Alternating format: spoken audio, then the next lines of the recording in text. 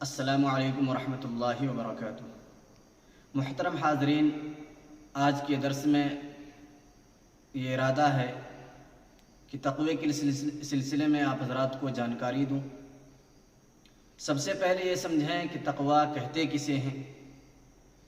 تقوی کے معنی ڈرنا بھی ہے اور بچنا بھی ہے، اور ظاہر سی بات ہے جو انسان اللہ سے ڈرے گا وہی انسان گناہوں سے بچے گا۔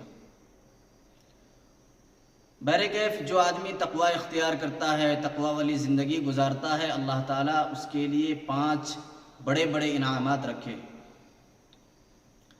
جس کا تذکرہ اللہ تعالیٰ نے سورۃ الطلاق کے اندر بیان فرمایا ہے۔ اللہ تعالیٰ ارشاد فرماتے ہیں وَمَن يَتَّقِ اللَّهَ يَجْعَل لَّهُ من امرہ یسرا۔ پہلا انعام اللہ کی طرف سے یہ ہے کہ جو انسان تقوی بھری زندگی گزارتا ہے، اللہ تعالیٰ اس کے ہر کام کو آسان فرما دیتے ہیں۔ دوسرا انعام وَمَن يَتَّقِ اللَّهَ يَجْعَل لَّهُ مَخْرَجًا۔ اللہ تعالیٰ اس انسان کے لیے جو تقوی بھری زندگی گزارتا ہے، اس کے لیے ہر مشکل سے نکلنے کے راستے ہموار کر دیتے۔ تیسرا انعام وَيَرْزُقْهُ مِنْ حَيْثُ لَا يَحْتَسِبُ۔ اللہ تعالیٰ اسے ایسی جگہ سے رزق عطا فرما دیتے ہیں کہ اسے گمان تک نہیں ہوتا کہ یہاں سے مجھے رزق ملے گی۔ چوتھا انعام وَمَن يَتَّقِ اللَّهَ يُكَفِّرْ عَنْهُ سَيِّئَاتِهِ۔ اللہ تعالیٰ اس کے پچھلے تمام گناہ معاف فرما دیتے۔